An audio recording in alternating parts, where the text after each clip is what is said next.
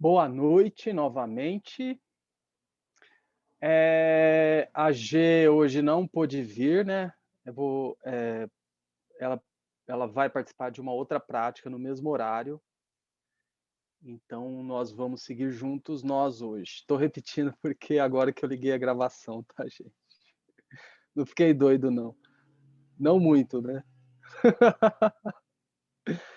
É, então vou pôr aqui para a gente fazer as preces iniciais, tá?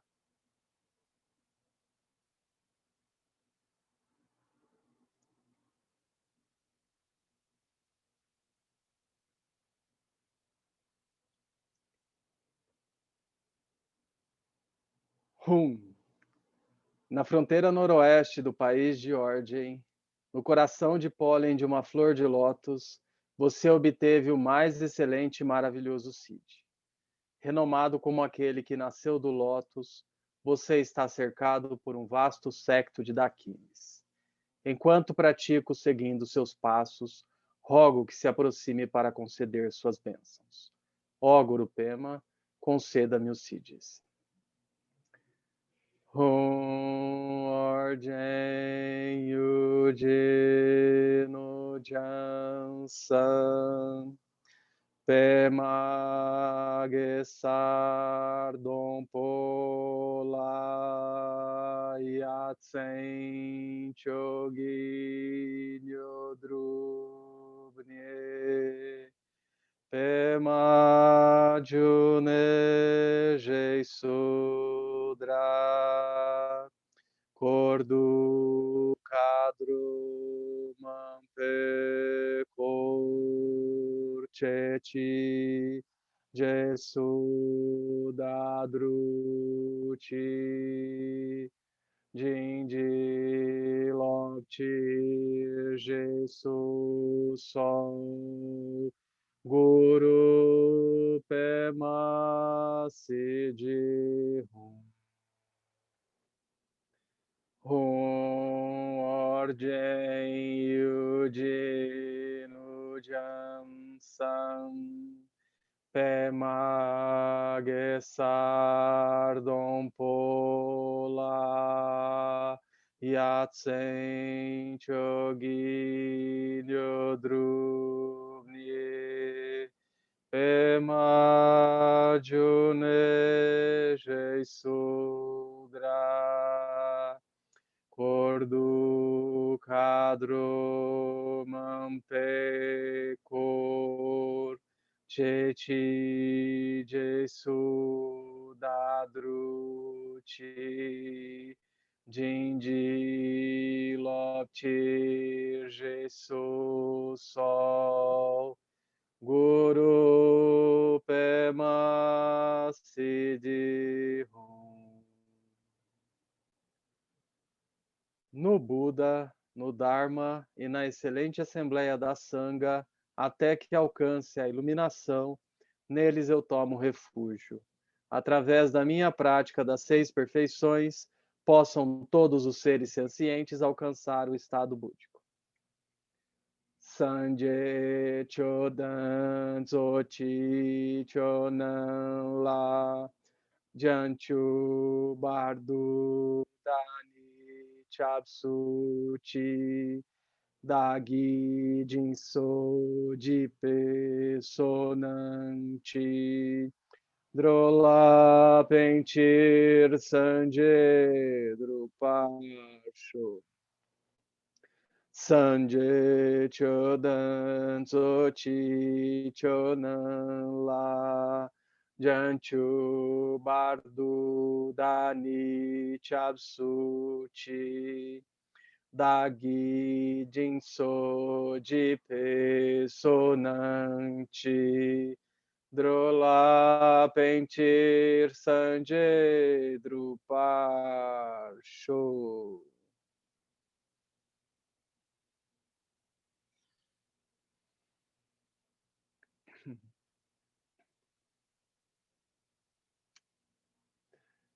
Boa noite novamente. Oi, Adriele. Oi, Arthur. Tem alguém que está vindo hoje pela primeira vez?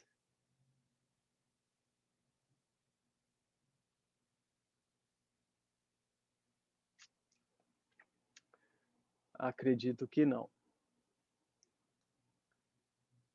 Então, para quem chegou agora, eu vou repetir novamente, né? A G hoje teve uma outra questão, ela precisou participar de uma outra prática, né? Inesperada. E então, por isso, nós vamos seguir juntos aqui hoje. Conto com a ajuda de todos. Aí vamos então fazer a prática de silêncio inicial.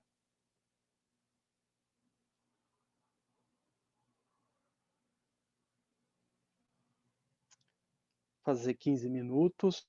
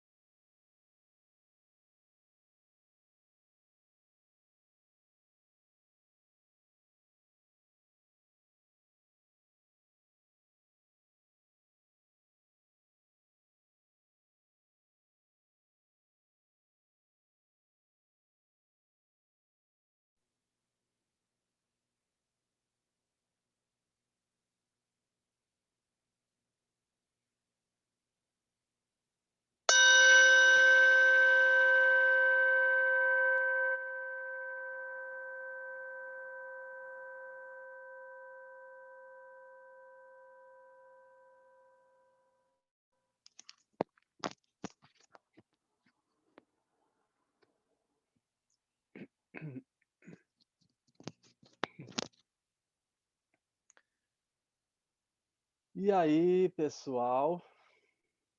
Todo mundo bem?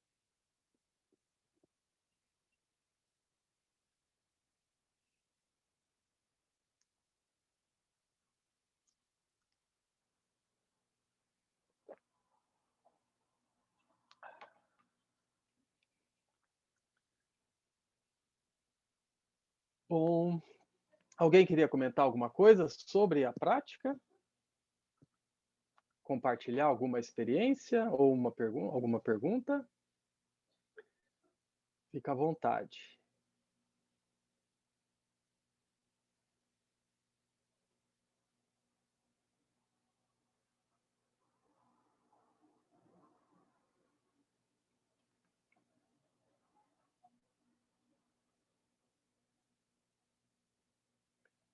Não, não, tudo legal. Agora eu preciso da ajuda de vocês. Semana passada, deixa eu ver, tem mensagem aqui, só dar uma olhadinha no bate-papo. Bom, é só boa noite. Semana passada eu tive um compromisso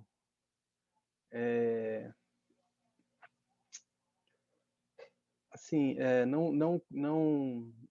não regular, né, do meu trabalho. Eu precisei sair 15 minutos antes do término da prática. E aí, eu não sei exatamente até onde que fomos, porque não consegui perguntar para a G também, e aí parece que a gente tinha voltado sem querer, acho que a gente se confundiu, não sei em que momento, né? A gente tinha voltado, né? Pelo que vocês falaram ontem.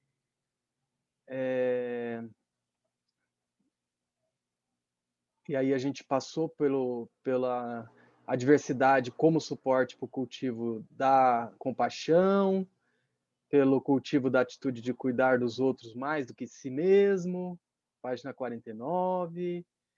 Aí acho que foi aqui nessa historinha engraçada aqui da paciência que o aluno testa o mestre aqui, sei lá, e que acho que percebeu isso, e daqui em diante, alguém lembra a página que parou? Porque eu não tenho, senão eu dou uma olhadinha aqui por cima, vamos lendo e vamos Olha, descobrindo juntos. Eliton, assim, da minha anotação aqui, só que eu tenho tempo, né? O último encontro que eu participei foi no dia 12 de maio. Teve uns encontros que eu não participei, a gente já estava na página 56. Eu estou estranhando o que você está dizendo, que Não, está na 51.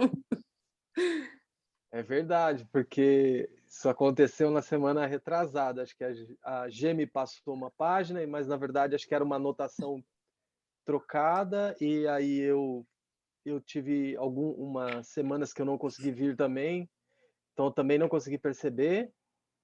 Uhum. E aí a gente deu uma voltadona mesmo, assim, tipo lá atrás na compaixão. Agora, aí você falou página 55? Não, aqui na minha anotação a gente estaria na página 56. A gente já até teria feito a 55, mas isso foi em 12 de maio, ou seja, tem quase um mês, né? Tá certo. Que foi o último encontro que eu participei. Do encontro passado, alguém se lembra? Senão nós vamos ir aqui meio por rumo.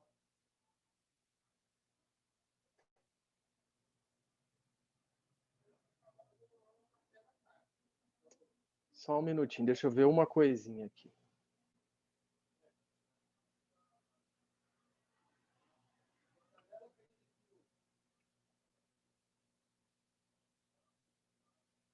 Bom, vocês lembram de ter passado essa parte que fala, às vezes é bastante difícil tomar um remédio de gosto ruim na semana passada? Eu acho que chegou nesse ponto, se eu não me engano. Alguém se lembra? Dou-lhe uma, dou-lhe duas. Vou fazer o seguinte, o ponto que eu me lembro, do ponto que eu consegui sair, né? Eu lembro que a gente passou aqui pela essa questão da paciência e seguimos, né? E aí eu precisei sair, vocês seguiram. Então eu vou seguir daqui. E aí a gente vai caminhando, de repente a gente chega lá na página 55 e aí a G retoma da página 56. Para mim fica ótimo, assim, porque aí ela retoma e ela continua. E eu vou repassando só o que já passou. É um truque que eu estou usando, assim, sabe? Não, é brincadeira. Na verdade, foi uma confusão aí que a gente fez mesmo. Então vamos lá. Quando você se vê cara a cara com um tremendo infortúnio, tempos difíceis se iniciam. Todos vocês já experienciaram isso. Esse é o momento exato em que é crucial estar familiarizado com essas práticas para ter completado previamente o treinamento. É para isso que você treina. Coloque sua ênfase na mais vívida experiência, sabendo quais são suas fraquezas. Além do mais, na verdade, não é suficiente que a adversidade se torne apenas uma ajuda no seu caminho espiritual. Isso aqui já é bom, né? Se a gente olhar dessa forma, né? Mas o mestre quer mais da gente, né? Esse ainda é um passo inicial. É vital que você cultive um senso contínuo de alegria ou gratidão como resultado de reconhecer o que está acontecendo. Isso é incrível, né? A gente tem que aspirar mesmo, sentir assim por dentro, né? Ter adversidades como ajuda para o seu caminho espiritual é algo para realmente se regozijar. O engraçado. Posso comentar uma coisa aqui que Lógico. veio na hora? É que é incrível isso, porque ao mesmo tempo em que você tem uma adversidade e usa ela como caminho espiritual, se você se regozija, ela já diminui o caráter de adversidade, não é isso? Incrível isso, né? Eu acho que também que é exatamente isso. Não sei se é um pouquinho para trás ou é um pouquinho para frente, Eda, que eu acho que é um pouquinho para frente, que vai falar algo exatamente nesse sentido. Eu acho que é para frente mesmo. Elton, Oi? é um treinamento para a vida toda, né? Não é fácil, não. Se regozijar com a diversidade, não é fácil. Não, não é nada fácil. Já não é. Já não é fácil assim, entendê-la, né, como ajuda para o caminho espiritual. Agora, se regozijar realmente é uma evolução. Mas a gente tem já tem, como diz, um norte, né? Isso é importante. É isso que é importante. Não é fácil, não, é um treino. Podemos ficar tranquilo, porque realmente é um desafio, um desafião, né? E é um bom desafio. Mas o ponto que você falou, assim, já é um super primeiro passo mesmo, a gente sair do lugar só de ter aversão, né? Só de se irritar com a diversidade. E entender que elas podem ser um suporte para o aprendizado, para o desenvolvimento interno, para o autoconhecimento, né? Para ampliar as nossas capacidades de equilíbrio, né? E as próprias sabedorias de paciência, né? As qualidades incomensuráveis também de compaixão, amor, enfim. Isso já é um super primeiro passo, né? Entender que isso pode ir nesse sentido. E aí a gente vai nessa direção, que nem você falou, a gente sabe que tem essa direção. e com a expectativa de chegar lá, né, Viviana? Mas é o que o mestre está apontando mesmo, assim, tem esse lance, né, de se regozijar com a diversidade, ou pelo menos aspirar a isso, né? Só de sair do lugar da aversão, né, e ficar no lugar da aceitação, mesmo que não seja um regozijo, isso já é uma super revolução assim, interna e de qualidade mesmo, né, de vida, né? Mas enfim, tem esse caminho aí que é desafiador, né, se regozijar. Beleza?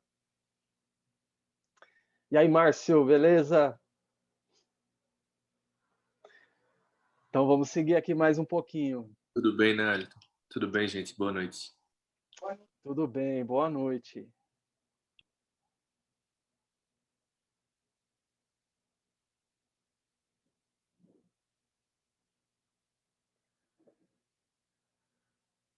Há alguns problemas que podem surgir neste ponto, que eu gostaria de levantar. Muitos tibetanos se envolvem com o caminho espiritual, recebem ordenação, se afiliam a monastérios, universidades escolásticas, centros de prática e assim por diante, por encontrarem segurança e patrocínio nessas instituições. São locais seguros porque ali eles receberão comida, roupas e terão suas necessidades supridas. Isso permite uma sobrevivência mais fácil. É difícil sobreviver como um refugiado na Índia, no Nepal e em qualquer outro lugar. Mesmo no Tibete era assim. Muitos ingressavam nos monastérios para ter uma vida confortável num lugar onde fossem cuidados. Muitos norte-americanos entram no caminho porque estão perdidos, confusos ou oprimidos. Para escapar dessa situação, eles se tornam budistas e entram no caminho espiritual.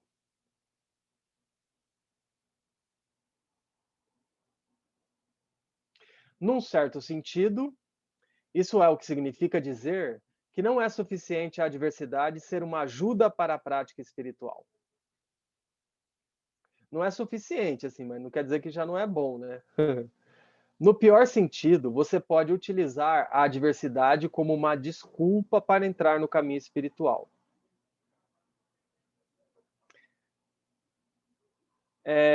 A gente ouve esse ensinamento, né, porque ele é um ensinamento que já está num outro ponto, né, do caminho espiritual, né?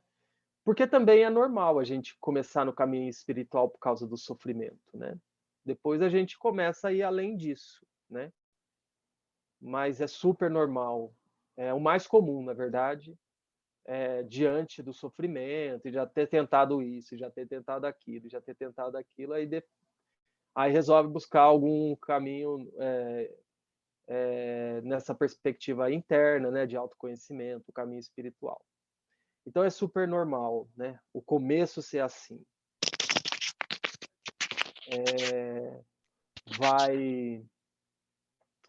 A questão é que a gente não pode ficar parado aí, né, nesse ponto do começo.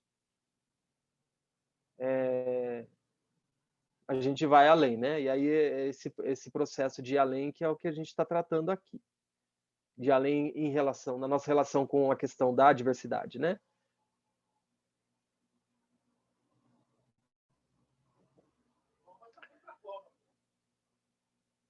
Num certo sentido, isso é o que significa dizer que não é suficiente a diversidade ser uma ajuda para a prática espiritual. No pior sentido, você pode utilizar a diversidade como uma desculpa para entrar no caminho espiritual. O ponto central aqui é que é vital cultivar esse forte e contínuo senso de gratidão. É através da gratidão que mesmo um sofrimento severo se torna extremamente agradável. É assim que praticantes atingem a iluminação em um corpo e em uma vida. Não há outro caminho.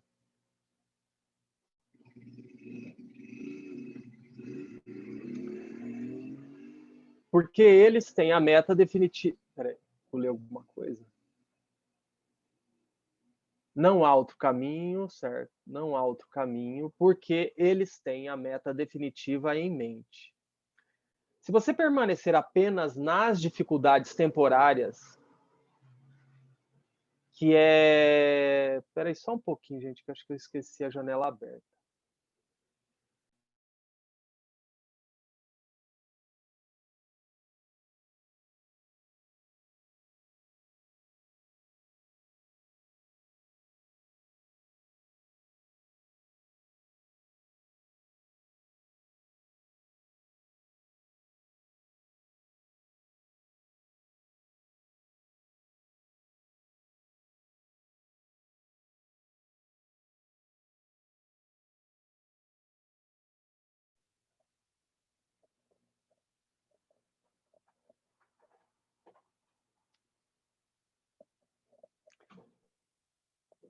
Se você permanecer apenas nas dificuldades temporárias, que é onde você é pego e onde estaciona, o que pode fazer? Você precisa entender que dificuldades temporárias são parte do caminho. É isso que leva ao estado definitivo da liberação. Se você olhar para Milarepa, Longchenpa, todos os grandes mestres do passado, que são seus exemplos, você pode determinar com clareza que não há outro caminho. É preciso encarar isso e desenvolver esse senso de entusiasmo e gratidão quando houver dificuldades temporárias, sabendo que elas mudarão. Cada um no seu limite, né, gente? Tem que ter esse autocuidado, né? Mas a gente vai tentando aumentar essa nossa capacidade interna, né? Mas também não é para a gente se afundar no sofrimento, porque a diversidade tem que ser o caminho, né? A gente tem que ter esse equilíbrio de diálogo interno com a gente, né? Na medida da nossa condição, a gente pode ir dando os passos, né? Quando houver é preciso encarar isso e desenvolver esse senso de entusiasmo e gratidão quando houver dificuldades temporárias, sabendo que elas mudarão.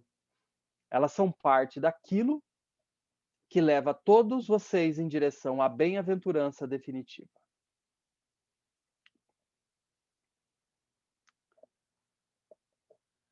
Cada um no seu limite de agora, né? Porque a gente vai expandindo esse limite, né? Porque na verdade ele é só uma percepção desse momento que a gente está vivendo, né?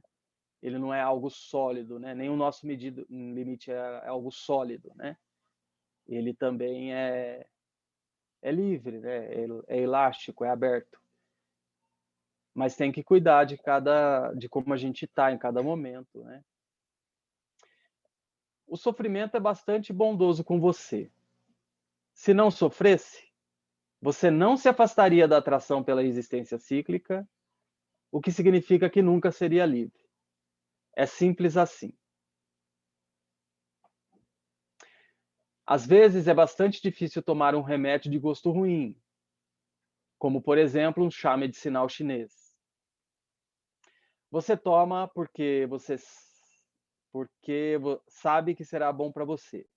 Também é difícil passar por uma cirurgia, porém você sabe que há uma chance de que sua doença seja curada. Da mesma forma, é extremamente difícil realizar o Dharma.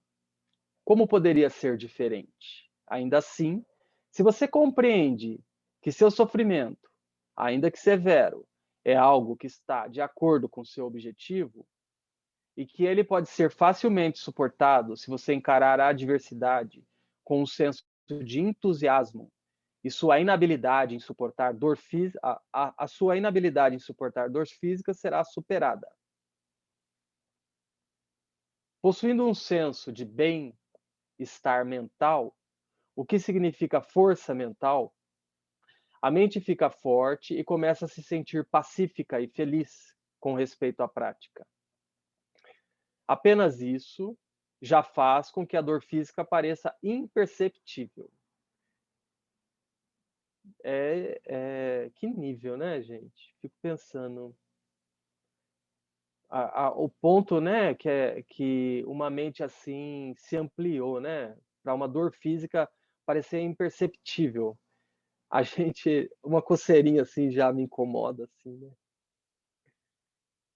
Tem que ficar assim, tipo, me controlando para não coçar no meio da meditação. E aí, assim, aparece essa ideia, para a dor física pode parecer quase imperceptível. Dessa forma, a dor física se torna incapaz de afligir a mente. Ela segue ali no corpo, né? Mas ela não aflige a mente, né? Que nível de liberdade, né? É bom a gente se encantar com isso, para a gente aspirar isso cada vez mais, assim, de coração quente, né? Aspirar mesmo, né?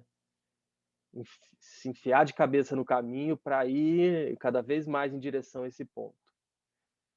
Esse ponto é um pré-requisito para alguém que irá se aprofundar na prática do Dharma, em particular, a habilidade de superar doenças por meio da força interna.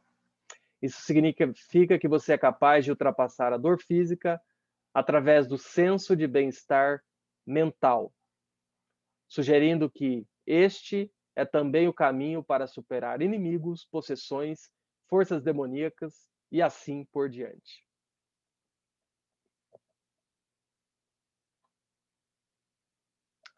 E aí, o que vocês pensam disso? Alguém queria comentar alguma coisa? Ou perguntar? Perguntar, eu não sei o que eu vou conseguir responder aqui, porque é um ponto tão elevado, né? Mas a gente se ajuda aqui e o que a gente não der conta, a gente deixa para a G. Passa para ela o pacote. Olha, o Miguel Rinpoche, ele tem uma frase, né, que fala assim, que para superar o sofrimento, a gente vai precisar do sofrimento, né? Isso é uma coisa que até os psicólogos falam para a gente também, né? Que eles falam que quanto mais a gente reprime, recalca o sofrimento, pior para a gente, né? A gente precisa olhar para o sofrimento para poder ultrapassá-lo, né? Isso é uma coisa que até a própria psicologia ocidental sabe também, né? Que a gente tem que lidar com o próprio sofrimento olhando para ele para poder ultrapassá-lo, né? E ainda que realmente é difícil, mas eu acho que até nesse próprio livro, um pouco antes, ele fala sobre essa história de que a gente tem que praticar em pequenas adversidades primeiro, né? Praticar com a coceirinha da meditação, né? Que a gente não vai morrer por causa da coceirinha da meditação e é só um incômodo irrisório, assim, né? Que vai passar, né? Mas a gente tem que pegar essas bobagens mesmo para ir aproveitar que surge, assim, né? Para a gente poder, sei lá, ir criando familiaridade com a diversidade, né? Com isso, né? Com o problema de fato, né? Perfeito. Fala mesmo isso. A gente tem que começar com as pequenas. O Não Miguel sei se eu... Rinpoche que tem bem um exemplo do pânico que ele tinha desde pequeno, não é? Que ele conta como é que ele treinava a lidar com o pânico, que aprendeu com o próprio pai, que foi o primeiro mestre dele, né? Ele dizia, ele falava com pânico, olha que louco, né? Ele se acabando ali no quarto e começou a falar com pânico, assim. Aí ele foi perdendo o poder sobre ele, né? Aplicou isso exatamente que o Alan Wallace fala, né? Lidar com a diversidade diretamente, né? Muito incrível isso, mas é isso mesmo. Né? Verdade, o Miguel também tem essa história, né, da síndrome de pânico que ele tinha e ele até hoje fala que a síndrome de pânico e esse processo dele com a síndrome de pânico como que se diz, assim, foi fundamental, né, pro processo espiritual dele.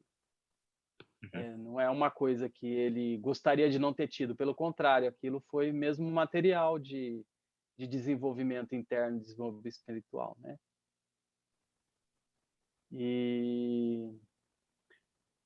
Mas esse autocuidado é importante também, da gente ir olhando as pequenas coisas, né? E ganhando, como se fala, músculo, né? Músculo mental, né? De poder ir se colocando a desafios maiores. Acho que daqui para frente vai retomar essa ideia, se eu não me engano. Mas essa frase é super legal. para se livrar do sofrimento, a gente vai precisar do sofrimento, né? É o que o Miguel fez, né, Ieda? Exatamente. E, aliás, até aquela história do livro dele, né, o Wellington, o Apaixonado pelo Mundo, é essa história dele indo atrás do sofrimento, né? Porque ele mesmo conta que vivia no bem bom, assim, no templo, né? E aí ele fugiu, uma noite ele fugiu, jogou a mochila dele do outro lado do muro e saiu fugindo do guarda, né? E saiu correndo para ir meditar no meio da caverna, quase morreu, né? Quase morreu, né? Teve uma diarreia, quase morreu, né? E lidou com a própria, ele lidou com a própria morte, né? Com a experiência de quase morte. É incrível mesmo a história dele, né? Incrível. Né? E ele teve, esse livro conta toda essa história, viu, gente? Miguel Rinpoche, doidão, brincadeira. Mas ele passou a vida toda em retiros, em mosteiros, e um dia ele resolveu fugir sem avisar ninguém, porque queria viver na rua, né? Como os grandes iogues, né? Da tradição, da linhagem dele, né? Viver como um mendicante, um yogi do cotidiano, e ele foge e vai para a Índia. Quer dizer, na verdade, ele já está na Índia, né? Mas foge. Ele estava na Índia? Estava, né? Numa outra cidade, né? Aí ele vai para. Nordeste da Índia. E aí ele vai embora para uma outra cidade de trem e sem dizer nada para ninguém, sozinho no mundo. E passa por tudo isso mesmo. Tem lá o pânico que ele conta, né? Que ele viveu, na verdade, na adolescência e depois todas as situações que ele vai viver como mendicante e todas as adversidades, né? Que ele vai trazer como caminho. Pô, é muito lindo esse livro, assim, porque esse aqui é super o resumão da historinha, mas as palavras, né, que ele vai contando do que ele foi sentindo, da prática, né, de como ele vai contando as coisas, é muito bonito. É um exemplo vivo, né, de hoje, né? Fala, Apaixonado pelo Mundo, o livro. O título dele. Apaixonado pelo Mundo. Aí, acho que depois tem um subtítulo que é a trajetória de um monge para os barros do viver e morrer, uma coisa assim. Mas o título principal é Apaixonado pelo Mundo. Apaixonado pelo Mundo. É muito legal, vale a pena, Viviana. Até porque é um livro de leitura fácil, assim, leitura fluida, sabe? Parece um thriller, assim, sabe? Você vai lendo assim e parece um romance mesmo. Você vai lendo em cima, sabe? Ele é lindo o jeito que ele conta, porque é das coisas mais elevadas que ele vai falar nesse livro, mas de um ponto de vista assim, em primeira pessoa, contando ele, como ele viveu, como ele sentiu. É de uma generosidade assim com a gente. E aí ele conta até o ponto em que ele se iluminou, né? E ele conta assim como que foi. É lindo demais. E Théo tá falando, tem um filme que saiu agora, né? E o que eu acho Tem um bonito filme. é uma história recente, né, Elton? Do tipo, ele voltou desse retiro agora, em 2015, né? Então faz muito tempo, né? Não é uma história que às vezes a gente ouve, sei lá, de Milarepa, Longchenpa, super longe, né? Não, é uma história de agora, né? De um yogi de agora, né? É muito bom ter esses exemplos, né? Eu senti a mesma coisa lendo o livro. Eu falei, nossa, gente, isso é uma história de hoje. É o cara viver agora, na nossa época.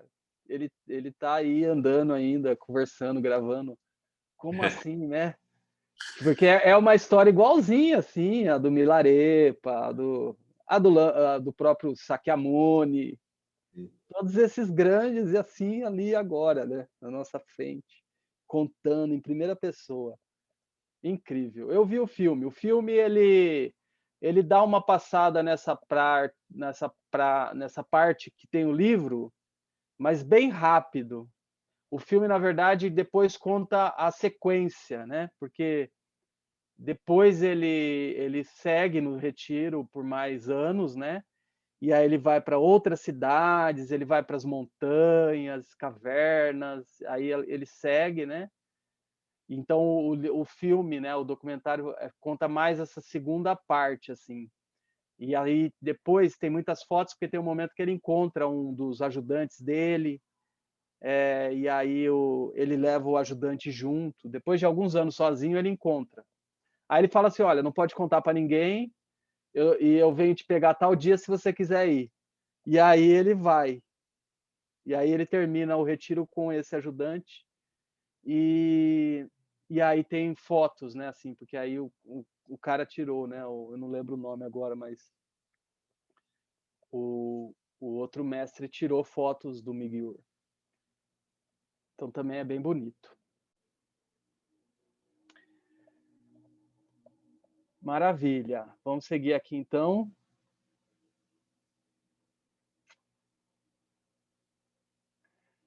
Antes de seguir, né, voltando aqui rapidinho, né, você veja, né, se a gente for olhar lá para o fundo do nosso eu, né, o que a gente queria, na verdade, era isso aqui, né, que... Não, peraí. A gente queria, assim, que não tivesse adversidade para a gente poder seguir brincando, tranquilo, né, na existência cíclica, né. Mas isso não tem jeito, né, porque a impermanência está presente de qualquer forma. Então, a gente tem que se ligar que essa história, que é o que a gente queria mesmo, né? Ah, se pudesse ser assim, né? E eu poder ficar brincando na existência cíclica sem sofrimento, né? Não rola, né? Então, vamos ter que fazer outra coisa, né, gente? Aí é o que a gente está tentando fazer. O que também está sendo destacado aqui é que reverter a atitude de aversão à adversidade é a base para que a adversidade surja como caminho espiritual. Enquanto sua mente estiver perturbada com ansiedade e desespero, então isso aqui é super importante, né? A gente reverter, né, a aversão à adversidade é a grande base, assim, né, para o caminho espiritual, porque essa ansiedade e esse desespero, ele vem dessa relação negativa com a adversidade, né? Ou eu tenho ansiedade porque eu estou preocupado se vai dar alguma coisa errada, ou eu tenho desespero porque alguma coisa está dando errada, né? Então esse é um problema, porque a gente age assim, né? Esse é o nosso automático, né? Ou ansiedade ou desespero, né? Ou quando não é desespero, é melancolia, né? Assim, quando está dando alguma coisa errada, né? E é essa relação de aversão, né, com a adversidade, né? De não aceitação. Então, enquanto a gente estiver nesse processo, será impossível trazer a adversidade para o caminho. Se a mente estiver perturbada, forçá-la a suportar o sofrimento não vai funcionar. Então, assim, do mesmo jeito que ele já falou lá atrás, assim, que a gente tem que desenvolver um senso de gratidão e alegria, né, pela adversidade, ele também está dizendo aqui que, assim, se a mente estiver perturbada, forçar o negócio, não, porque eu tenho que desenvolver a alegria pela diversidade, o entusiasmo, a gratidão, né? Não, também não vai, não é assim, né?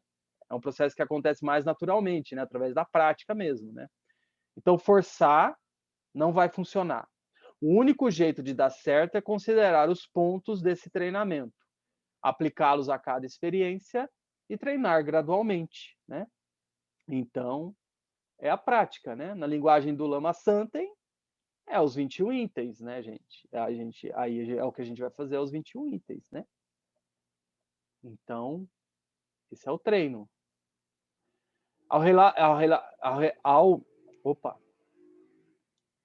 Deixa eu beber aqui água.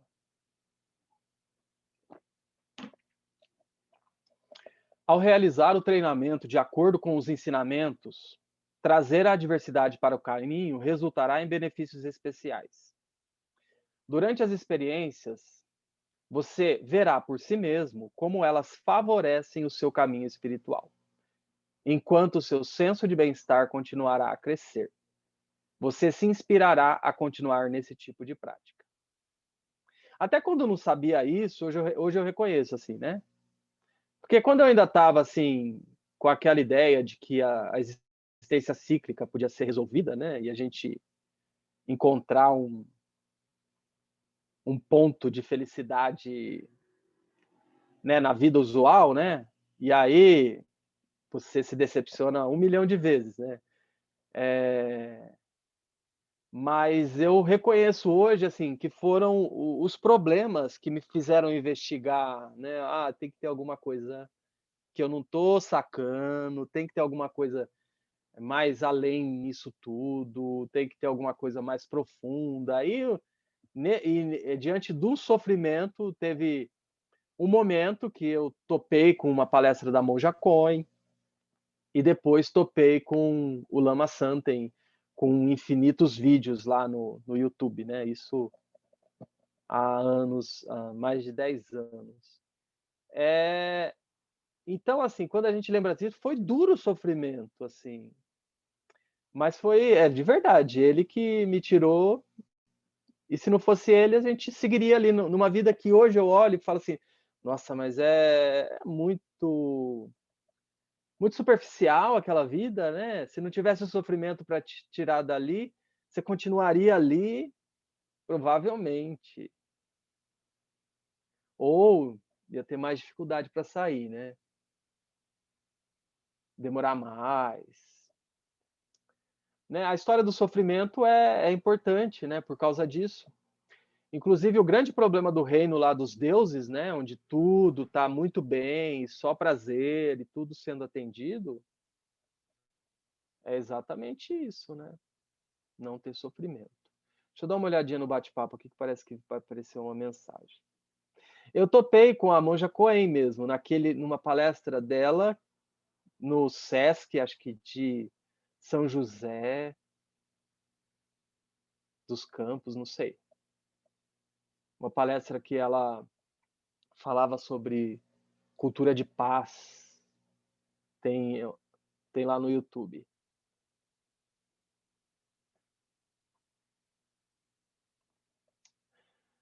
Bom, no início é melhor praticar com adversidades menores. Olha lá, Márcio, ele retoma isso daqui. Esse é um ponto muito importante. Gradualmente a prática se tornará mais fácil até que você finalmente será capaz de praticar com grandes adversidades. Enquanto iniciante, nunca tente praticar diante de uma grande adversidade, né? Desenvolver cada virtude no caminho é como desenvolver a paciência. Primeiro você aprende a ter paciência consigo mesmo. Quando for capaz de ver alguns resultados positivos e benéficos e benefícios antes não experimentados, então poderá praticar paciência com sua esposa, família, amigos e assim por diante. Percebendo benefícios também aqui, você pode então praticar com outros objetos mais difíceis. Treinar em generosidade também. Pode começar com algo tão simples quanto dar algo da mão direita para a mão esquerda e vice-versa. Depois dar da mão para a mão de outra pessoa, como sua esposa ou filho. E então, para de um amigo e finalmente para a mão de um estranho. Dessa forma, pequenas atitudes levam a grandes, né?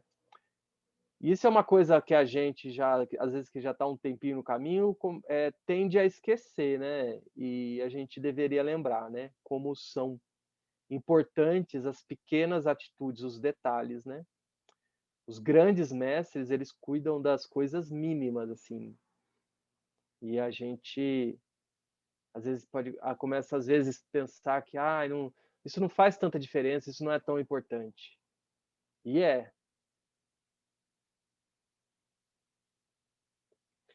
É difícil imaginar-se capaz de alcançar uma experiência que está além da habilidade da sua própria mente. Porém, ao mesmo tempo, as pessoas não são todas iguais. Ao se aproximar do caminho, você normalmente começa pela essência do Hinayana, né? O caminho do ouvinte. Ou agora o caminho em Pali, né?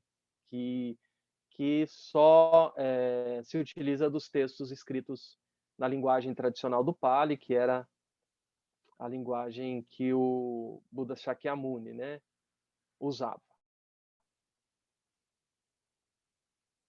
Esse caminho, tradicionalmente, ele é descrito como o caminho assim da prática pessoal, né, da liberação pessoal, né, para atingir a iluminação, né? Uma vez que ela tenha sido realizada, você move-se em direção à essência do Mahayana, né? Que é o caminho de beneficiar todos os seres, né? Caminho do Bodhisattva. Aspiração de liberar todos os seres, né? Uma vez realizada, você se move para o Vajrayana. É o caminho rápido, né? O Vajrayana, ele tá dentro do Mahayana, né? Mas ele tem as práticas intensas, né? Que é essa expectativa de andar rápido. O veículo do diamante. Mas há aqueles indivíduos que, pelo poder de suas preces e aspirações passadas, das causas e dos resultados kármicos, vão diretamente para o Vajrayana ou para o Mahayana, não precisando passar pelos estágios graduais de desenvolvimento. As pessoas estão em níveis diferentes. Todos nós temos diferentes sensibilidades e não temos todos iguais. Vocês não deveriam tentar se categorizar. Vocês deveriam checar suas capacidades e serem instruídos de acordo com essas capacidades. E é super importante assim, não achar que uma coisa aqui é assim mais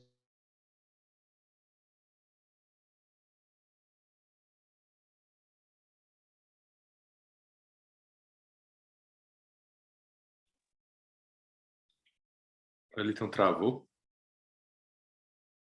Acho que sim, né?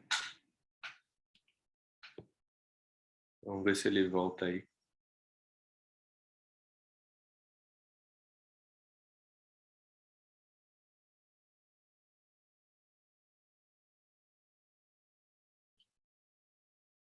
Já é uma diversidade para ele praticar, né?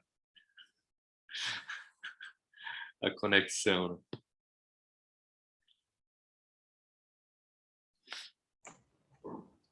Tá aí uma diversidade, né, para a gente aproveitar. Aí, Adriele tá como anfitriã agora. Tá contigo, Adriele. Passou a bola. Como assim? Mas não entendi isso. Tu quer do CEP São Paulo? É porque quando o anfitrião sai, o Zoom automaticamente coloca alguém, ele escolhe alguém para ser o anfitrião, sabe? E aí caiu de ser você. Né? Mas ele deve estar voltando aí já.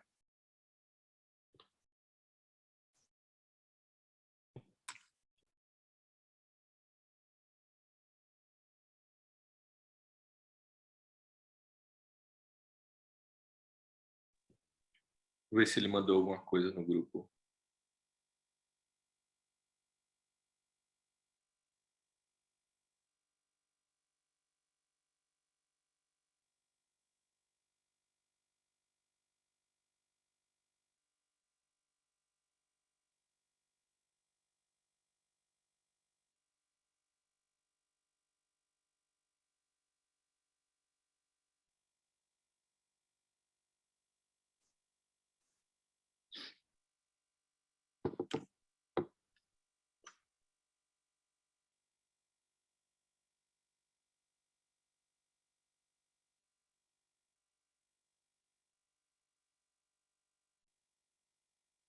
O WhatsApp de vocês está funcionando, não?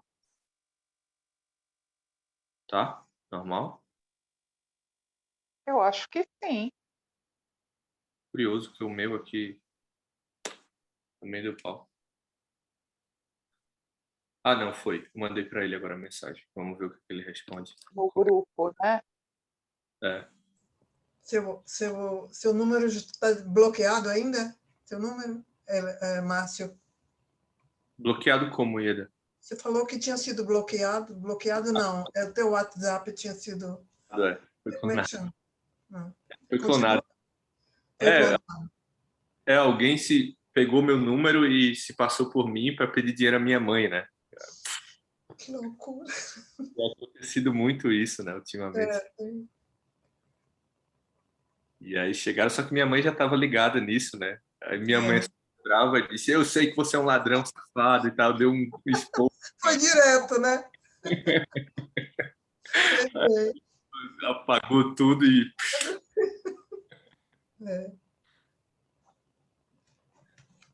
Nossa, Vai. Oi, Viviane. Não, pelo visto, caiu mesmo. Onde que ele está, o Wellington? Em São Paulo? Também estava me procurando. Ele não está respondendo aqui, eu não sei se a internet dele caiu geral, né? Qualquer coisa, então a gente faz a dedicação aqui, né? Legal. Esperar um pouquinho e a gente dedica junto aqui no final. Você é de São Paulo, Márcio? Também? O sotaque não é de São Paulo. Eu acho que o Wellington voltou agora. O sotaque não é de São Paulo, de Recife, né? Mas moro aqui em São Paulo, sou de Recife mesmo, mas eu moro aqui em São Paulo há 7 anos. Legal, Márcio.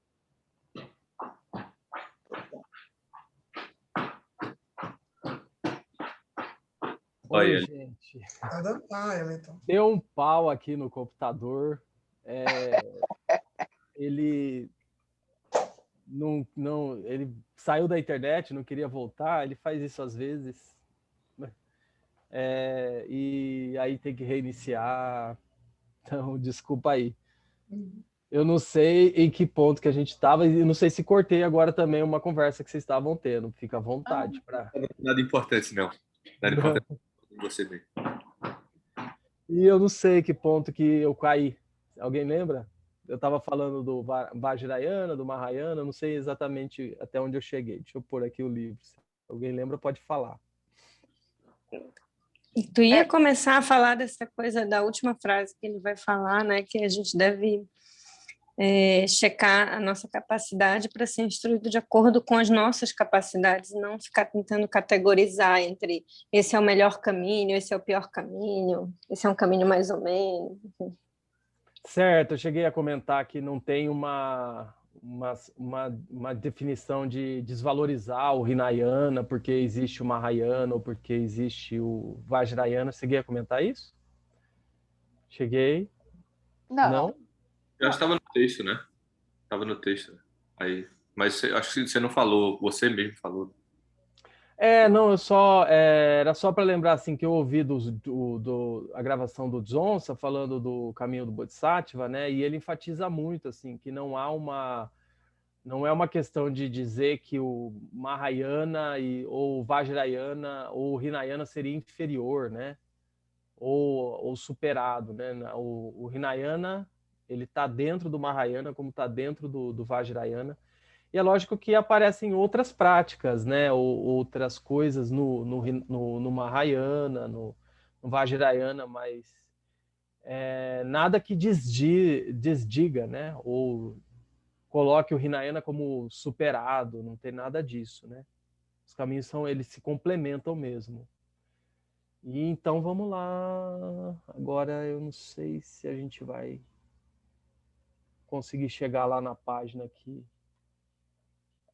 que a Adriele falou, que seria para G continuar do ponto correto, né? Depois da gente ter dado a volta aqui. Mas tá pertinho.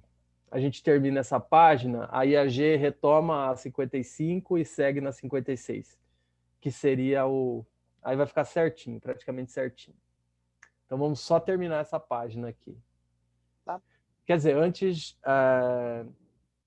Não sei se alguém queria comentar alguma coisa ou perguntar alguma coisa. Fica à vontade.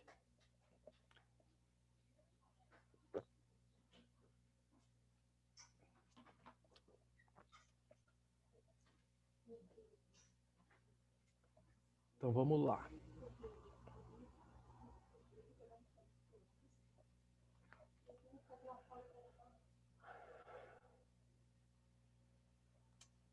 Então vocês deveriam checar suas capacidades e serem instruídos de acordo com essas capacidades. Entre as sessões de meditação, faça preces regulares para o seu professor espiritual e para as 3 joias. 3 joias é o Buda, o Dharma e a Sangha, acho que todo mundo deve saber, né? Sim. Para que as adversidades surjam, olha só, fazer as preces para que a adversidade surja. A gente não tá, eu pelo menos não tô nesse ponto ainda. O que já tem, já tá o suficiente assim para eu treinar bastante. Então, mas tem essa ideia, sim, da gente chegar num ponto em que a gente vai fazer preces para que as adversidades surjam no caminho espiritual. As minhas já estão surgindo já, tá tudo a contento, ainda mais nesse período que a gente está vivendo, né? Quando perceber que o poder da sua mente começou a crescer, faça oferenda às 3 joias e ao professor espiritual como uma expressão de gratidão. Olha que legal, hein? Quando estiver experimentando o seu próprio desenvolvimento nessa transformação, um pouquinho a gente já experimenta, né? A gente já vê como a gente lida diferente com as coisas, né? Mesmo que possa ser em diferentes níveis, assim, né? Mais simples, né? Mas como é maravilhoso, né? O Dharma, a prática, porque a gente olha assim como a gente lidaria com situações e como a gente lida, e é muito melhor, né? Geralmente. Então é um pouco disso, né? Quando você estiver experimentando o seu próprio desenvolvimento, né? É um pouco isso, né? Quando a gente percebe como a gente lida diferente com as situações, com as relações, né? Aquele teste de qualidade que o Lama Santem fala, né? A gente vai observando e fala, nossa, tá acontecendo uma transformação mesmo, né? Nem que seja devagarinho, né? Então, quando estiver experimentando o seu próprio desenvolvimento nessa transformação de adversidade em caminho, reze para o seu professor e para as 3 joias para lhe oferecerem mais circunstâncias desfavoráveis. Eita! Vamos. Aí tá ótimo, hein? De modo que sua prática se aprofunde. Por exemplo, para que você possa ser afligido por espíritos, fantasmas e alguma situação horrivelmente perturbadora.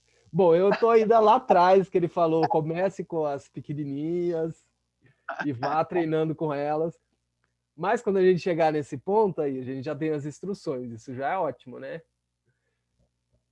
E ó, vamos fazer fé que vamos chegar.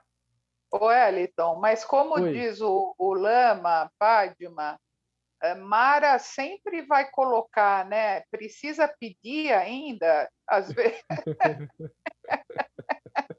porque a própria condição do Sansara já vai trazer. É que às vezes a gente pode estar no mundo dos deuses, né, por um tempo, né, ou semideuses, e aí acha que a gente veio mesmo, como disse você, para brincar só.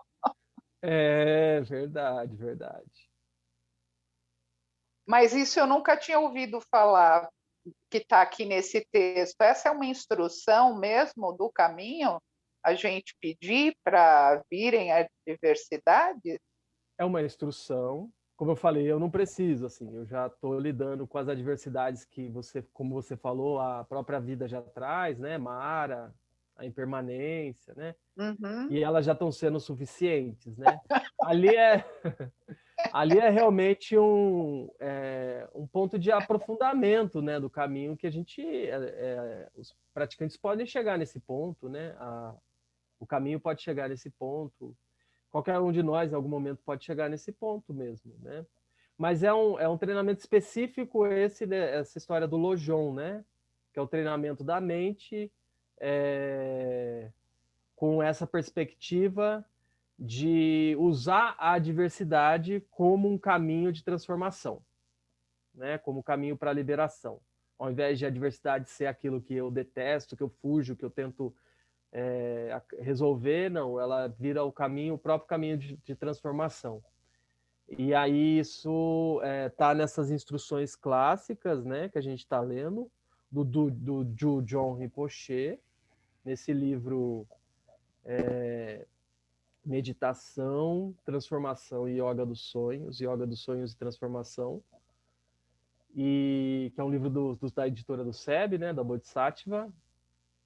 Esse livro tem 3 textos tradicionais, um é esse, que fala desse aspecto do treinamento, e que a gente vai estudar também um pouquinho melhor no livro do Alan Wallace na sequência, que é o Budismo com Atitude, né? Então é uma linha de treinamento, é uma linha de prática, sim. Mas a gente vai indo no nosso nível, como ele mesmo falou lá no texto, né? A gente vai pegando... Ali já está no nível mais forte, né? De práticas mais profundas, né? Com mais experiência. Mas, enfim... Então é uma instrução, não quer dizer que a gente todos vão fazer isso nesse momento, né? Por exemplo, esse final aqui, né? Para que você possa ser afligido por espíritos, fantasma ou alguma situação horrivelmente perturbadora. Por quê? Porque o praticante que estiver neste ponto aqui, ele está treinando exatamente para ver todas essas coisas como sem solidez, sem existência inerente, né? Como vazias, como um aspecto coemergente com a própria mente, né? Então ele está nesse ponto já. Então ele chama o fantasma para exatamente ver como o fantasma tem uma... não tem uma solidez, não tem uma existência própria, fixa, né?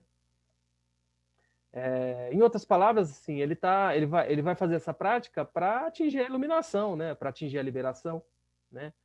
Para entender a vacuidade, né? Então,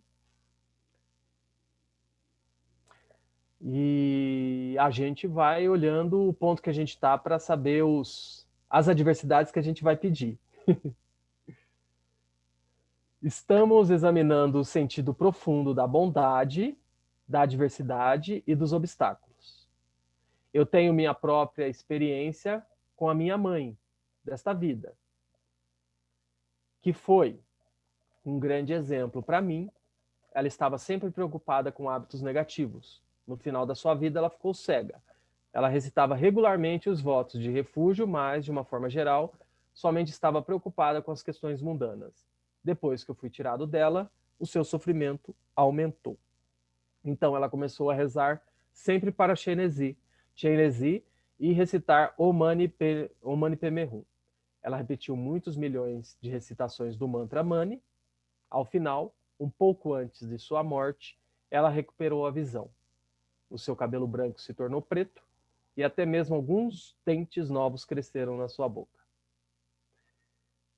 Houve alguns sinais muito incríveis no momento da sua morte. Quer dizer, sinais muito incríveis quer dizer que deu para perceber que ela tinha atingido uma realização, né?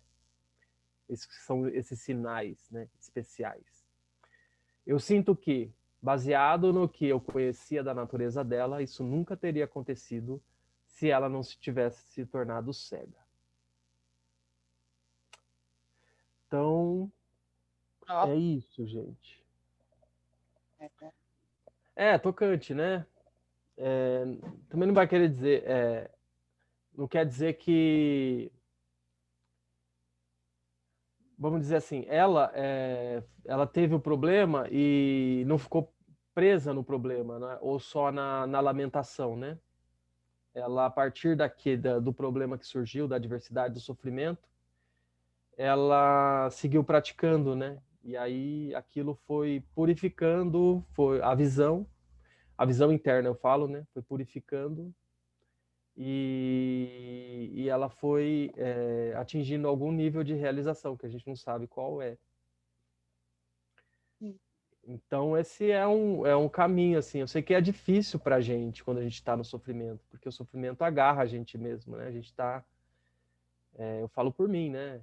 A gente tem ainda uma fragilidade bem grande, né? Mas a gente tem que treinar isso, né?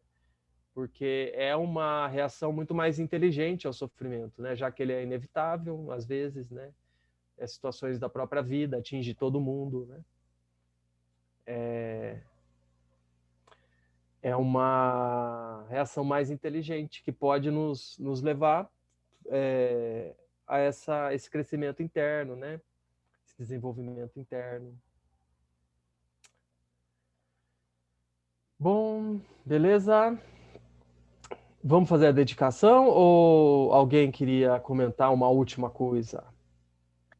Eliton, rapidamente, já está no final, me veio assim, né, que dificilmente alguma alegria mundana vai nos levar para um caminho espiritual mais profundo. Mas, por outro lado, a gente também, me veio um pouco, não deveria se sentir mal ou culpado por estar vivendo determinadas alegrias ou momentos de prazer no oceano do Sansara. Você tem algum comentário para fazer sobre isso? Eu acho que está certíssimo. Realmente a gente não tem que se sentir mal e o livro vai na sequência aí para esse ponto, né? Porque ele está falando do sofrimento como caminho, né? Mas na verdade o texto fala de duas coisas: a felicidade e o sofrimento como caminho. Quer dizer, adversidade e felicidade como caminho. E aí, na sequência, né? Terminando essa parte, ele vai começar a parte de falar como usar a felicidade. Aí são essas coisas boas que, como é impermanente, às vezes está na diversidade e às vezes está numa situação confortável, está usufruindo de algum bem-estar, de alguma alegria, né? O ponto é a gente não se fixar, porque aquilo é impermanente, não é aquilo que vai trazer a felicidade duradoura, genuína, né? Mas é um ponto que vai ser tratado na sequência, que no geral vai falar assim, como a gente lida com essa felicidade, né? E faz aquilo ser o ponto de prática, né? Desenvolve gratidão e desenvolve a alegria empática. Então, ele vai tratar de vários pontos nessa segunda parte. Bacana. Porque só um segundinho. Quando a gente fala todo mundo quer ser feliz, né, ninguém quer sofrer, só que o conceito de felicidade, né, do Buda, né, e do budismo é totalmente diferente do conceito de felicidade comum, né, do que a maioria das pessoas tem, né, do que seja ser feliz, né. E aí começa a gente a entender, a descobrir a felicidade como causas internas e não externas, né? Isso, esse é o ponto. A gente começa a entender que é um desenvolvimento interno, né? Esse é o ponto, é isso que a gente foca. Mas, assim, aquelas felicidades passageiras que vão surgir na nossa vida, elas também podem ser usadas como material para a prática espiritual, assim como a adversidade, né? Legal. Então, essas felicidades, elas também vão ser usadas. E aí ele vai explicar isso na segunda parte do livro. Obrigada. Quer dizer, do livro não, na segunda parte desse texto, assim. Tá bom? Obrigada, Eliton. Obrigada. Imagina, obrigado. Então vamos fazer aqui a dedicação bem rapidinho, que a gente passou do horário hoje.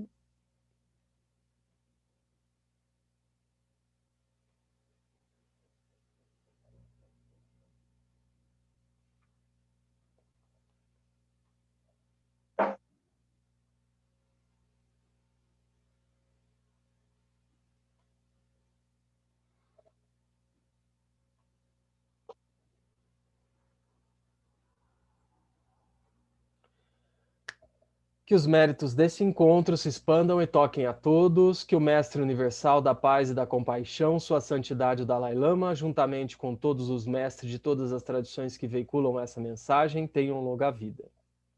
Que todos estejam a salvo de gerar pensamentos negativos, o obstáculo mais destrutivo, que estes pensamentos nunca surjam em nossa mente e que todos os seres também estejam livres de pensamentos negativos. Ao longo de minhas muitas vidas e até este momento, todas as virtudes que tenho alcançado, inclusive os méritos gerados por essa prática e todas as que vier a conseguir, ofereço para o bem-estar dos seres sencientes. Possam a doença, a guerra, a fome e o sofrimento diminuir para todos os seres, enquanto sua sabedoria e compaixão aumentam nesta e em vidas futuras. Possa eu claramente perceber todas as experiências como sendo tão insubstanciais quanto o tecido do sonho durante a noite, e imediatamente despertar para perceber a manifestação de sabedoria pura no surgir de cada fenômeno. Possa eu rapidamente alcançar a iluminação para trabalhar sem cessar pela liberação de todos os seres.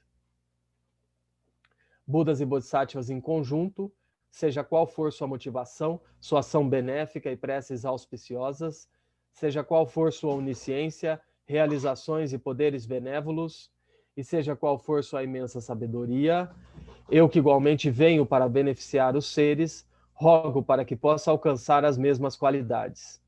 Neste exato momento, possam nem mesmo os nomes doença, fome, guerra e sofrimento serem ouvidos pelas pessoas e nações da Terra, mas possam sim sua conduta moral, mérito, riqueza e prosperidade crescer, e possam a suprema bem-aventurança e bem-estar sempre surgir para elas.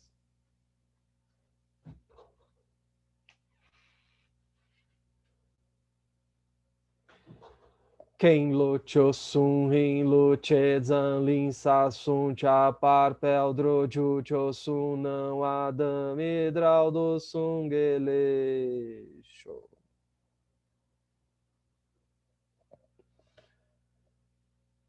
Obrigado pela presença, pessoal, para a gente poder praticar, estudar junto. Gratidão, galera. Gratidão, Elton. Tchau. Gratidão. Bom resto de semana. Tchau. Tchau, tchau. Obrigada, Eliton. Tchau, tchau a todos.